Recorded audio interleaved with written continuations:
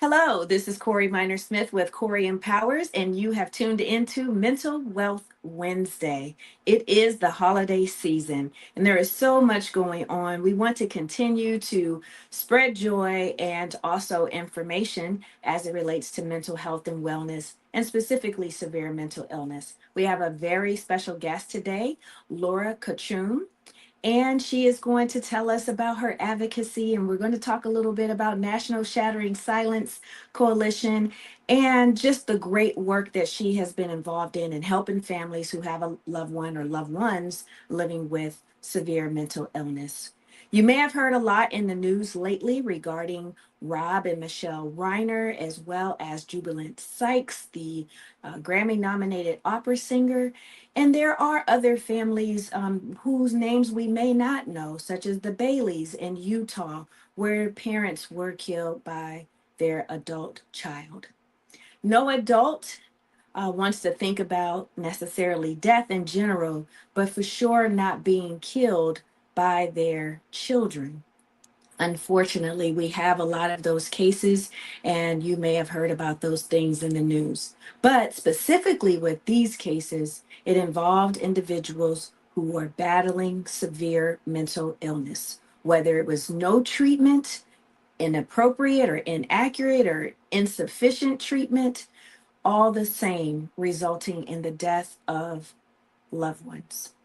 So, without further ado, I want to welcome and to join me in this conversation for December Mental Wealth Wednesday. Laura, how are you today? I'm good. Happy holidays to everyone and to you. Thank you for having me. Yes, thank you so much. Laura, we've become internet buddies, I guess, you know. A lot of the things that we share online, touch home for us and our advocacy. And so I just find it a joy that you came on with me before to have a panel discussion and now joining me today, all centered around severe mental illness. And so I would love for you to just please share with the audience who you are and what you do, and tell us a little bit about the organization that you're involved with. Thank you, Corey. It is my pleasure. And I like these women to women conversations about the mental illness situation in this country because it kind of takes a mom to really handle the complexities of a family dynamic. And you really do take it on very well. My job is 100% volunteer, non-paid for the National Shattering Silence Coalition. I co-chair their policy action committee, and I'm on their steering committee and the policy director for Massachusetts chapter. We are national and state level advocates who volunteer with passion because we have been personally, I guess, hurt by what's gone on with our loved ones or our patients or even ourselves, because this organization is not just for parents or loved ones, or they are actually with peers who've recovered from the more severe mental illnesses and the professionals and the law enforcement and legal professionals as well. Mm. All encompass the same goal to spread awareness of what we're seeing with the most severe cases of mental illness in the country. That's powerful and much needed work. And thank you for all that you continue to do. It's even more, not necessarily even more, but just to know that people are dedicating their time, talent, and treasure without being paid. You know, a lot of the work that needs to be done is done by people who are not paid for it. And that's when you really know that the person or people are passionate and truly believe in the work that they're doing. So, with working on a national level with a national organization, what do you see as a shift in societal attitudes toward severe mental illness, especially in light of the Reiners and the Sykes families? Well, in particular, I was grateful that we're even talking about this Mm.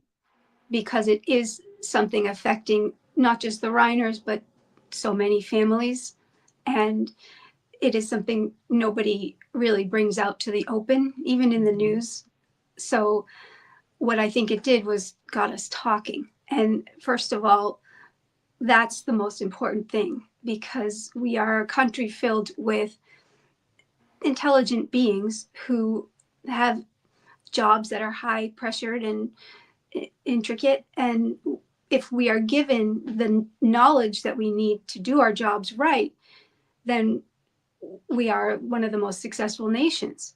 But because we don't have the knowledge about these complex and mysterious to the public illnesses, we aren't getting the right solutions. So I think it'll be a trickle down, because once you know, it's like a light bulb, you can't unknow it, that there is such a thing as a person who looks and talks just like everyone else, who's undergoing a brain misfunctioning that is on a level that's difficult to understand unless you're in front of it. If you know the person well and then you knew the person unwell, that's the one thing that you can't really teach anyone very well.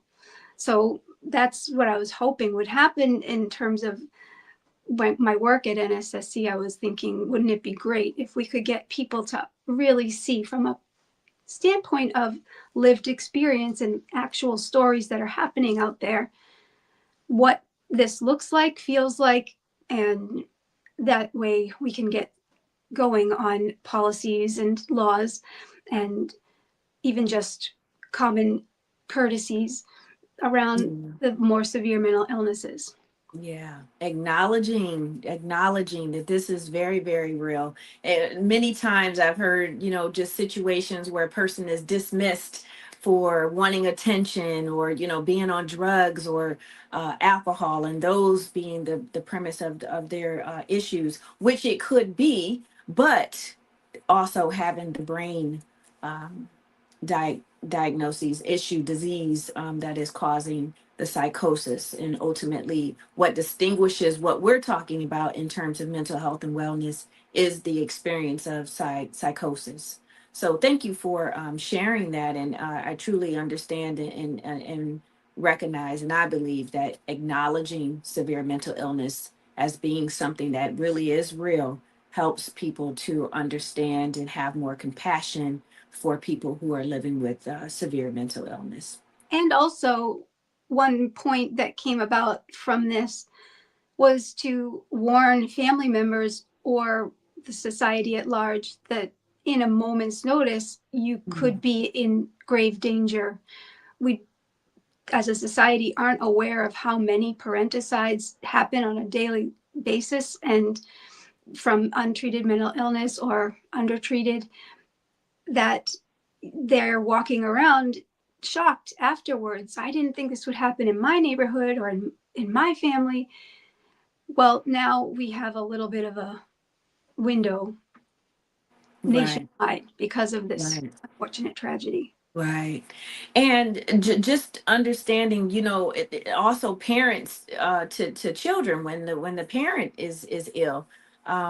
We've had a lot of stories, and maybe, we don't fully know the health of the person who killed their child or children. I recall the story, several years ago of a mother who killed all of her children by drowning them in the bathtub, and even chased like one of the smaller children to drown that child as well. And so, dealing with postpartum depression and just so a wide range of issues that can unfortunately lead to murder when the person is not themselves and just in a state of psychosis.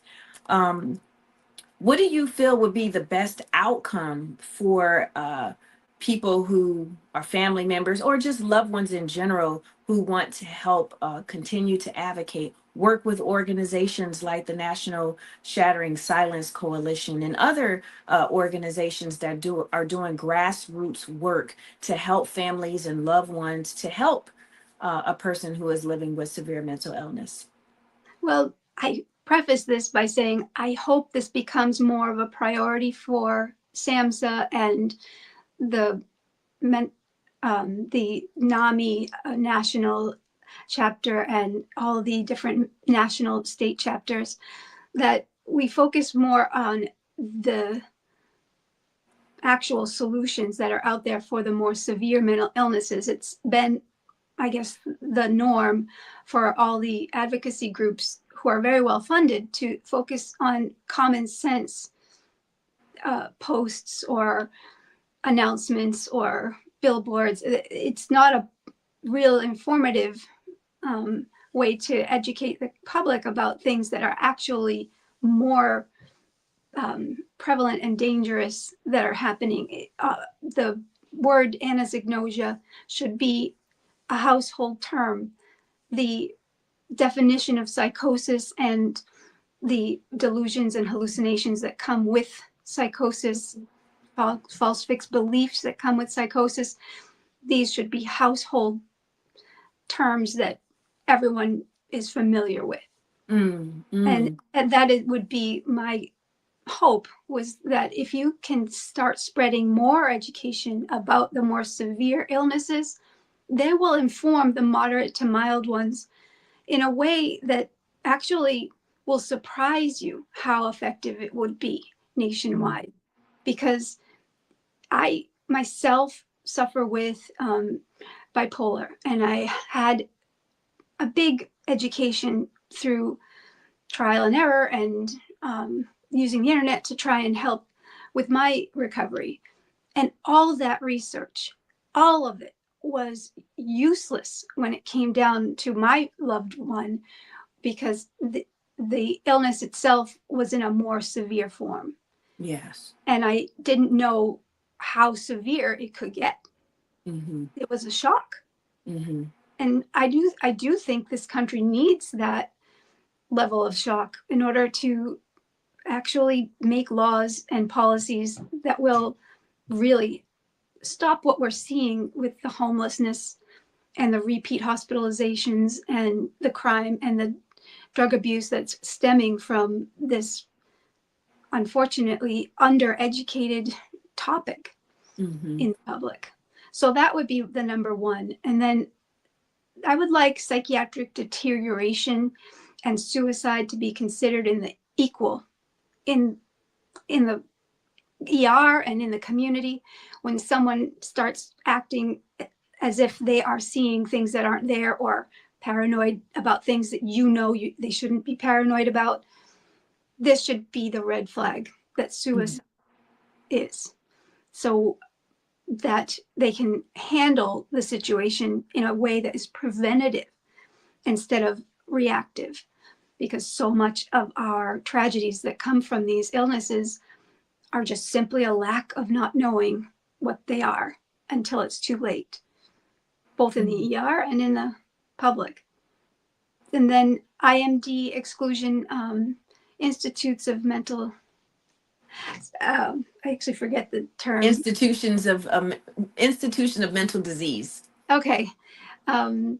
These institutions, they were told that they can only have 16 beds. And this is part of the reason we're seeing such an outpouring of the homeless population becoming so mentally ill filled, is because we don't have enough beds. And we would like to see the IMD exclusion gone on a federal level.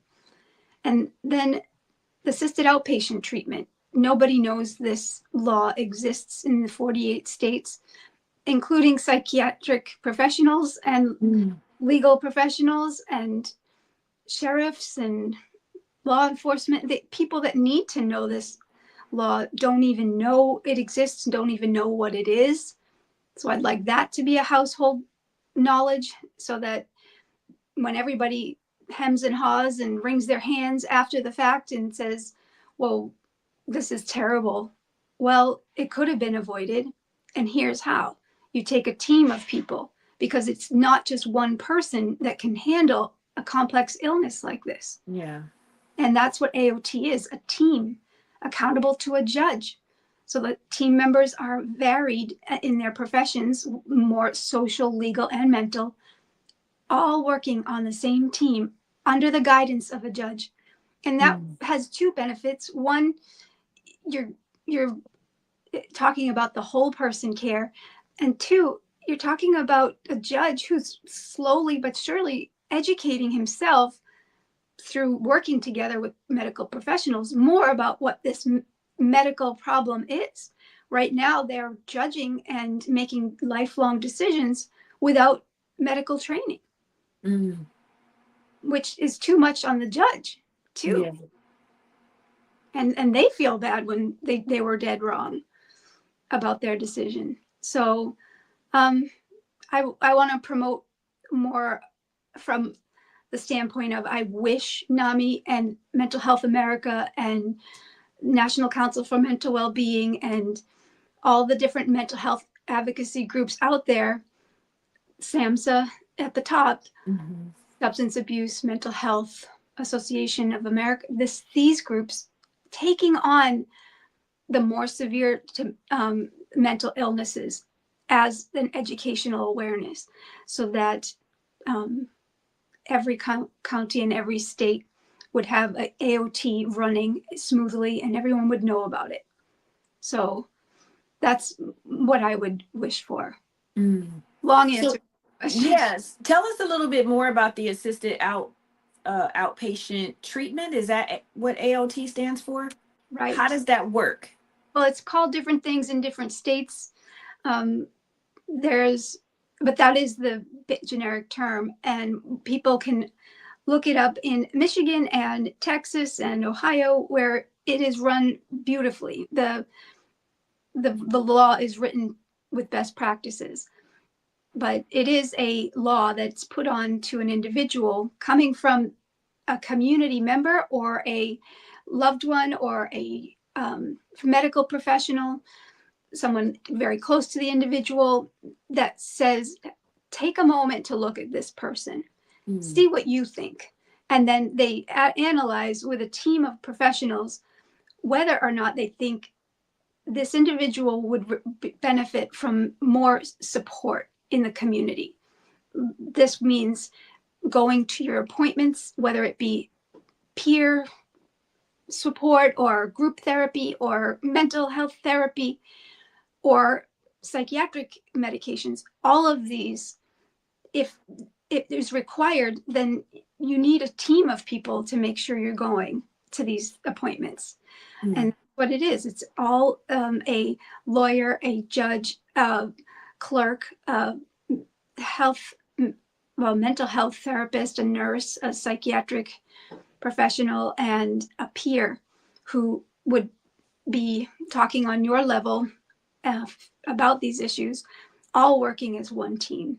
And they are assigned usually about 6 months to a year, and they can be renewed depending, or it can be cut short depending on how the person is evolving, and it can be stopped and then started again. It's just that warm handoff from a hospitalization, multiple hospitalizations, Mhm. or an offense, that would put more guide on their path, Yeah. other than just take your meds and see you later, good luck. More guidance, more wraparound services, and having just more support Yeah. in the community, which Like, because most too much, laws. yeah, put on the family to just be all those people in one, wrapped in one. Right, right. And many times people aren't connected with their families. Families, may not be around. They give up. It's a difficult task. It's a difficult way to love someone through severe mental illness and all that it may entail in its most severest forms, and seeing a person that you love deteriorating right before your eyes. Some families can't handle it, and they are not able to be directly involved in the treatment and support of their loved one living with severe mental illness. So when you have families that maybe they're not there or trying to decide what to do, what should family members talk about? What should family members do?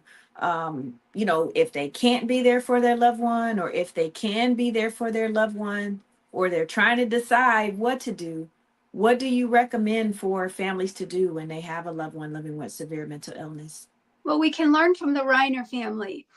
It's not just the immediate family that needs to be involved when there is a Mm. case that is this difficult. Yeah. It takes the whole family, the cousins, the aunts, the uncles, even close friends, that need to just wrap their arms around the situation and talk about it.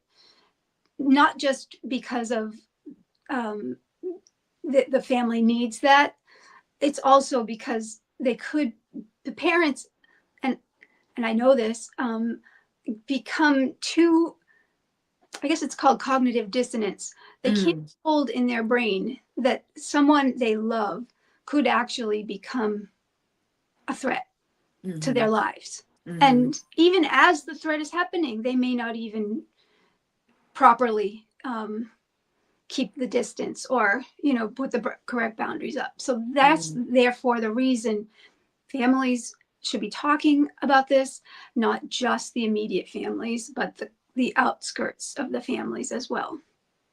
And that's is for safety for most of all, because you're seeing an issue that's so complex that people want to shy away. They think it's shameful. They want to put it in the closet. They don't want to deal with it because they don't think it would happen to them. But yet, and they do love that individual and they can help. They just don't think they can. I think Mm-hmm. that's the big issue that we need to change as a society. It has to Mm-hmm. be village. I really appreciate this, and it's something that I've been grappling with in terms of just trying to fully be an advocate and also understanding the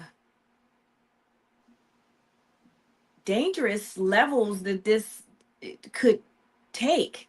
I feel like I wanted to be positive. I want to show that it's okay to have a loved one living with severe mental illness, and don't want to fearmonger, don't want to cause people to be scared, because that then attributes to and increases the stigma related to severe mental illness and mental health in general. And so I felt like I was doing a delicate dance, if you will, in advocating, but also trying to share how it can be dangerous. And what I've come to right now, more just recently in my advocacy, is just distinguishing. Just because we're talking about schizophrenia, it isn't automatic, that the person is dangerous, or the person is likely to harm someone. Because as statistics show, people with severe mental illness are less likely, are no more likely to harm someone as anyone who does not have schizophrenia. Where the issue becomes very real is the person being untreated. And I've seen, this whole spectrum in terms of my loved one, where, treatment is received, they're engaged in all of the services and doing well enough to work, well enough to, upkeep their personal hygiene and their environmental hygiene in terms of where they live. But then I've seen my loved one not treated at all for extended periods of time, and all of the different types of behaviors that are involved with that.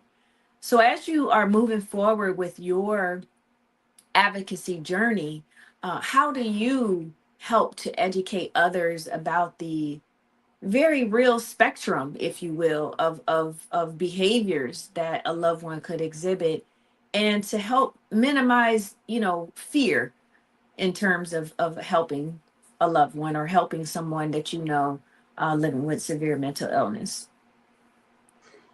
Well, the actual situation is when you know more about an illness, you actually can take away some of the mystical mystery Mm-hmm. Mm-hmm. levels of it, because then you're able to educate and say to yourself, oh, this is what's happening right now. It's temporary, it will go away. But right now, this person is not in their right mind and actually could Mm-hmm. be a danger to themselves or others, and needs to be watched more carefully. If Mm-hmm. we don't talk about that, it'll just be so shameful and so, well, personified as evil as opposed to just ill, that it becomes like a black hole that is not, talked about or gone down. And this is where we're seeing more and more. If we could get the ones who have been this far off in terms of their reality to speak out and show how much they've grown and come back, that sick can get well, then Mm. we would have more of an eye-opening shift, because it's actually treatable, these illnesses, and especially with clozapine, the most effective Cadillac of all the medications, are being underutilized in this country. That medication itself could be, for the most treatment resistant, the actual lifeline that is needed. And then you have people like Bethany Iser and Eric Smith, who have gone that drastic journey from homelessness and incarceration to actual recovery. And Yeah. Yeah. so I also think it's an important point that we need to know our inherited genetic background. Many families do not share the aunt that was ill, why they were ill, or the cousin that had a breakdown, why they had a breakdown. And then they don't know the genetic vulnerability that they have, and they smoke THC and end up just like that cousin or that Mm. aunt. So that's another reason why families need to be more likely to talk about these issues in detail about what's happening and not be ashamed. I hope we get there. Yeah. Yeah. Just being able to freely talk about this without shame, without guilt. And that helps to reduce the stigma, which is a main goal for many mental health organizations and advocates, to decrease or eradicate, totally dissipate stigma associated with mental health and wellness, and specifically severe mental illness. And you touched on something in terms of the organizations and, like general posts, general information about mental health, or general information about severe mental illness.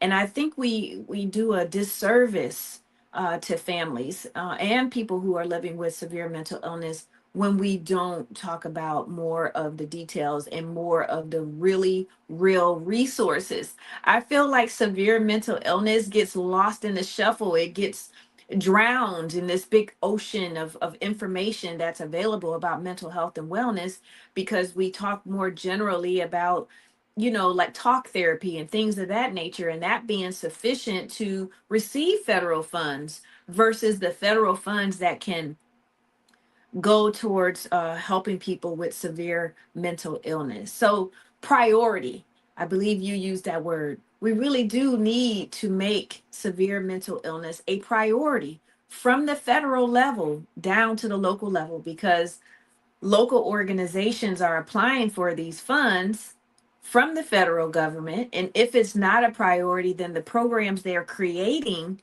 will not address the real needs in that community. And so, as an advocate, what do you say about at the local level and advocating, going to the board meetings of some of these local organizations that receive the funds? How do you make your voice heard? How do you encourage them to do a real, true needs assessment to help people who are living with severe mental illness in the community? Well, I would start with real life stories Mm. that we're seeing and hearing about. Our group specifically gets the most severe cases of tragedies that have happened from uh, ones who have fallen through the cracks. And I don't think that you can argue with actual stories. But there is the argument that some say it's very rare, it doesn't happen very often. And then you're stuck with, okay, well, I may tell you 100 stories, but you may not think they're enough. So Right. what I say is you can't have one individual. Dr. Drew said this once in an interview. If you want to handcuff that psychiatrist to the patient so that they're with them every minute of every day, then you may get somewhere with the treatment. But since you cannot do that, you need a team, and more brains are better than one, that are handling a complex individual, because we are so complex as humans, and each of these illnesses come about in different forms. And psychosis could be drug related and temporary meaning not 24 hours, I mean 6 months, and sometimes a year. And that's what we're seeing with THC, is that these moments of mental illness may dissipate with lack of using the drug anymore, or they may exacerbate from using the drug. So that's a part of our system that's not really working right now, because they're not taking into consideration what happens when you add THC, methamphetamines, all kinds of other substances like alcohol and drugs. So we need to talk more about that. So with these things that we need to talk about, it does leave room for cracks to form, and unfortunately people to fall through the cracks. What or why are so many people falling through the cracks in the mental health system? We know that the cracks are there, and they don't seem to get smaller. They seem to be enlarged year by year, generation by generation. What's your take on that?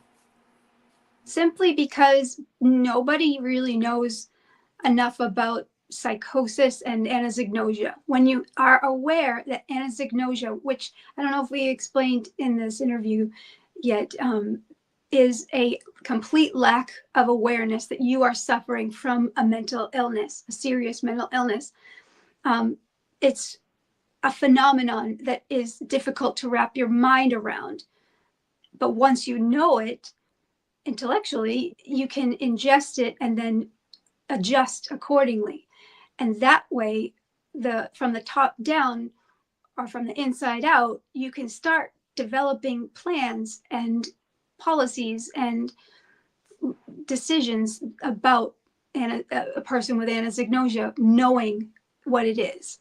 Because when you just think it's stubbornness or lack of good support as a child, or just a bad behavior or evil, or just denial, these things, this not denial, because to deny something you have to know it exists in the first place.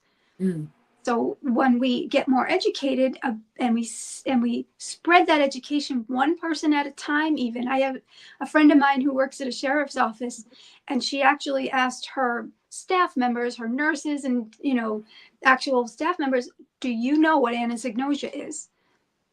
And when she explained what it was, their jaws dropped. And these are people working with these individuals every day. So when you are standing in front of a person who's got paranoia, where they think the CIA, when you're standing in front of someone who's paranoid, and you say to them, I really think you're going through something that needs medical attention. You may have a mental illness, or you just need to get some help. And they look at you like you have 10 heads. That's anosognosia.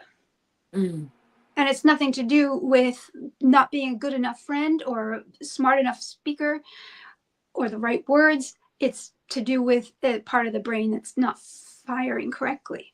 And there's nothing you can do about it. Another piece of awareness to have is, if the person is speaking with flat emotion or affect, they call it, no facial expression, no inflection in the voice. It's sorry. When we have someone who's actually unable to express emotion when they're speaking, and they sound like a robot, that is another red flag, that there is a part of the brain that isn't working, that isn't connecting with the face to give that inflection in the voice, that there is psychosis happening. And obviously there's the more obvious ones, where they're saying there's a being next to you, or Einstein is real, is talking to me now, or there's other ones more obvious. for as red flags, not just the most obvious ones like aliens and Einstein and um, uh, driving up to the FBI and saying you can solve World War or prevent World War III. There's more subtle ones, but when you're educated, then you're having a more of a weapon to use in terms of getting them help. And you should, when you see something, say something, because the family members you think are going to take care of it are usually too burnt out or endangered themselves and have put boundaries up that were just like the Reiners saying, you either medicate or we have to close our doors to you until you do medicate. And that happens with the best of the families in this country. And that's why we're seeing so many homeless. It's not that the family isn't loving or of means. It's they are actually done and they've done everything they could. They now need your help. Right. And then also with anosognosia, it's my understanding that it's not like a separate diagnosis, but a symptom Mm-hmm. of severe mental illness. So we're not saying that anosognosia is a separate illness that your loved one may have. It is a symptom of severe mental illness, like the delusions and the psychosis. So it's all a part of it, but not knowing that they're sick, as Laura indicated, not denial, but just not knowing that they're sick. And so and at that point, we don't know. We can't explain the mind of what is going on with a loved one, especially in these situations that we've talked about where the person with the mental disease kills someone, their loved one, their family, their parents, or their child. Um, they may be in a state of psychosis at that time and not even realizing what they're doing. Some people, like in the case in Utah with the Bailey family, the person now knows that they killed their parents but did not know at the time that they were killing their parents. And this person is now able to show remorse and have an understanding. But some, you may never have that. And so it's very, very complicated, Laura. It's so complicated. And as we continue to try to advocate, or not try, but out here advocating as you're doing with the National Shattering Silence Coalition and so many other organizations that are doing the same, how do you stay in it? How do you stay motivated to keep pushing forward and to keep sharing information and researching and just amplifying the things that your organization is doing? Well, I feel privileged to have been part of conversations that I wish the rest of the country could have been part of. I've been in front of people who've lived through atrocities that most people would never even imagine in their families with mental illness. And so that is my motivation to spread their stories, because if these stories I know were common knowledge made into a Hollywood movie, then we would understand, like a light bulb going off, what these illnesses are about. And in our advocacy, we do have some of the most tragic stories, like the Tristan Murphy Act Mhm. that happened, and it became a law because the mother, was able to speak to the legislators about her side of the story, and they were horrified. This was a chainsaw suicide in Florida that happened from an individual who was incarcerated with schizophrenia, and her story changed laws. We have the Beyond Stigma movie that's coming out, and it's a documentary with real life stories just like Cindy's.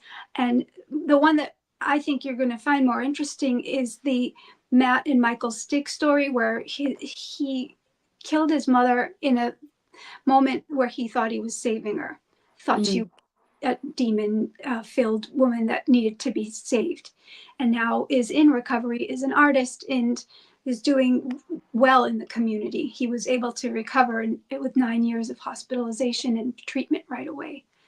So we have these stories, and then we have stories like Crystal Fox, who's been a state psychiatric nurse for 30 years when her son developed schizophrenia and fatally stabbed her husband, his father, on the way to the emergency room because they just couldn't get the help that they needed. And she was a state psychiatric nurse. So it's not about whether you're educated and, you know, have all the different backgrounds that you need. It's the actual policies that are not working. And you can see that demonstrated in these stories. And also, I appreciate you saying that it's not about like the access to the information and understanding and knowing. I've often said, and it's not, novel to me, but mental illness does not discriminate. Mental illness does not discriminate. It is a 365 global issue. No matter your religion, your race, your financial, economic status, as we see with Jubilant Sykes' family in his murder, and Robin and Michelle Reiner, and hearing that they were spending $70,000 a month for their son's treatment. It doesn't matter how much money you have. It doesn't matter who you are. It can happen to anyone at any time. And what's more important is understanding or knowing that there are resources available. Knowing that this is something that is real and an issue in our country, all over this world, but there are resources. There is help. There is medication. It seems easier said than done in terms of, there being medication. You mentioned clozapine earlier, and there are other forms of treatment. What I have found the most difficult and complex is having the person not want the medication, feeling that they don't need the medication. And that is what really complicates the situation of having severe mental illness and trying to be a loved one there to support that person. So, Laura, what do you say to families that have someone who does not want the medication, does not want the treatment? Ask immediately for outside help.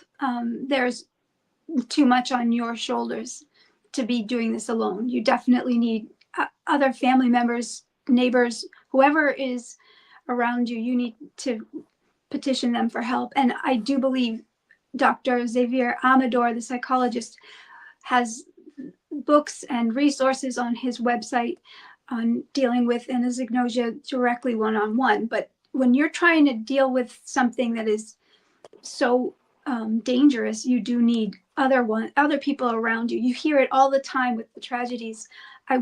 Neighbors saying, "I wish I knew how bad it was." Even in the Reiner situation, actual friends, "I wish I knew how bad it was." Yeah. Only until it was too late did it be, or right up until the last moments did they actually ask for help, and they didn't And outright ask. even at that party, right? Like, some people were going to call um, 911 because of his behaviors. And, I can see that happening where it's like, no, let's not call the police, and trying to, de-escalate the situation there in not. Oh, it went out for a second. We're still here. We're still here. Mental Wealth Wednesday. Thank you for tuning in. This is Corey Minor Smith with Corey Empowers, and we have Laura with us from National Shattering Silence Coalition. This is Mental Wealth Wednesday. We're having a dynamic conversation about severe mental illness, the resources, the treatment, the policies and advocacy, and talking about the recent headlines with Jubilant Sykes, Rob and Michelle Reiner, and other families that we may not have heard of, such as the Bailey family in Utah, we do want to extend our condolences to all families, those that we may not be able to name and those that we have named today. So in this moment, just want to send condolences to the families and for all families who are trying their best to help their loved one living with severe mental illness. We really hope that this conversation and other conversations that we've had on Mental Wealth Wednesday can help you tap into resources, at least giving you the initial starting point so that you can look into things more like we've named today: NAMI, National Alliance on Mental Illness. You just mentioned Dr. Amador, who is with the Treatment Advocacy Center. So please take a look at CoreyEmpowers.com. You can download my go-to mental health guide for essential information just to give you a starting point. And Laura is with the National Shattering Silence Coalition. They're doing tremendous work. And right now, Laura, you were telling us about some upcoming movies that help to amplify stories about families and that can help us to be educated and to understand the significance of needing resources, treatment, funding, medication for people who are living with severe mental illness. So please It's continue. it's nscoalition.org is the website, but you can Google National Shattering Silence Coalition. And you just reminded me that we also have educational brochures that are downloadable for free, to please share with everyone about anosognosia and psychosis. And then we also have many videos on our YouTube channel and posts on our LinkedIn and Facebook and TikTok, which I hope people start looking at and sharing, just so that the public at large can get more educated, because psychotic illnesses are treatable and many live in recovery, safe from tragic situations. Yes, thank you for that. So as we wind down our conversation, just want to, it's the holiday season. I just issued out for those who follow me my story on ambiguous loss and how that is something that a lot of people may feel having a loved one living with severe mental illness, especially if they're untreated and you're not able to have um, the traditional relationship that you may have with a parent child or between siblings or how whatever the dynamic is. So how do families navigate the holiday season and wanting to love up on their loved one, wanting to be around their loved one and perhaps can't, or preparing to have that loved one to be welcomed during holiday gatherings? That's a difficult and complex um, time of year to be handling this situation. So I feel for families who have severe mental illness and crises that are in ongoing, and it's like a constant weight. So you Mhm. mentioned the ambiguous loss course. I also recommend the VNA, Visiting Nurses Association, does grief counseling groups, and because I think there are creative ways to handle grief, so that you can get through the holidays or get through your everyday life, knowing that even just a little flicker of light from a single candle flame can enhance your 1 hour of pain, or bring actual clarity that you need from the moments that are so very disorienting because of the painfulness of them. Mm.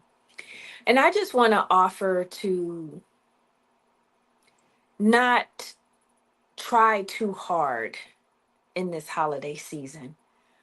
Um, Talk to your loved one if they're in a space to communicate and understand. If you're welcoming them to be a part of the holiday gatherings, making sure that that is something that they want to do, making sure that if things become too overwhelming or if symptoms become increased, that they have the opportunity to return home or to their room if they live in the same household, um, and to help keep things calm and not escalate into arguments and things of that nature. So if you are the hosting family member, I strongly encourage you to be prepared for however things may turn out.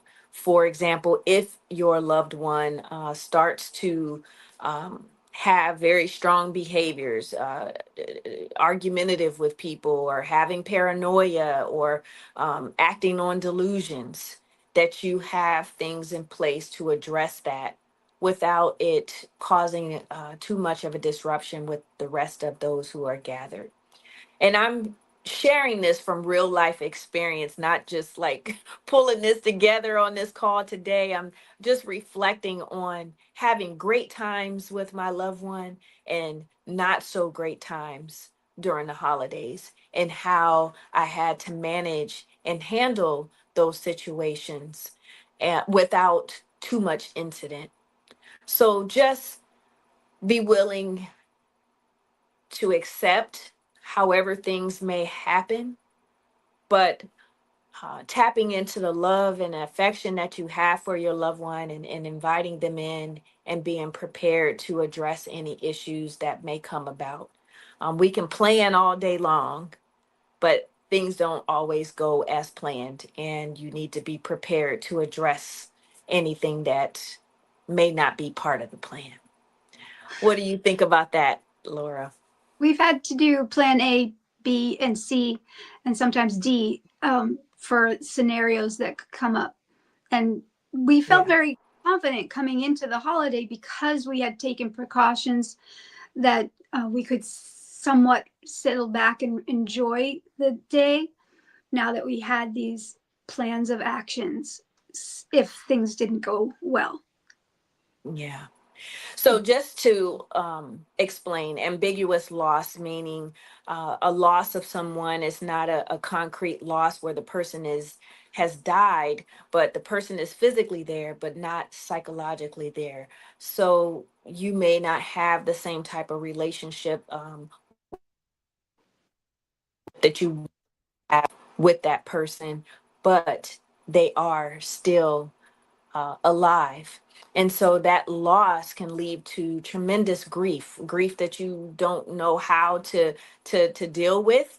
And because it's not like a loss in the way that we typically think of loss, where the person has died, you really don't know how um, to respond to how you may be feeling regarding that person, and not having that connection that you may want to have with that person.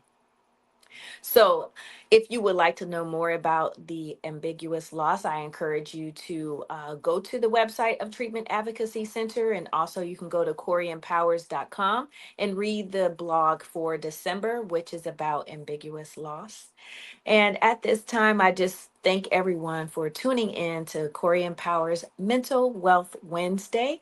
And Laura, it has been a tremendous honor to have you come on and to share the dynamic work that you are doing and the National Shattering Silence Coalition is doing. So please share with us any final remarks, any suggestions, and just parting encouraging words for the audience.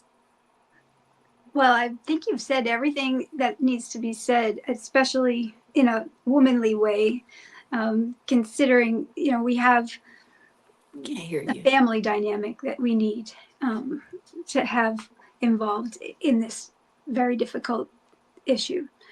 So don't be alone. Okay, I'm not sure why we're not hearing Laura right now, but that's okay. Um, just wanted to give an opportunity to share some final remarks. Laura has been just an encouragement.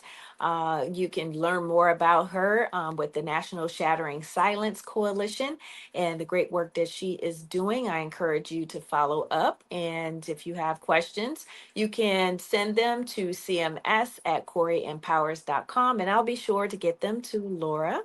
So thank you for tuning in. I hope that you all have a very, very Merry Christmas and any other celebrations that you are participating in this holiday season, and a happy, happy, happy New Year.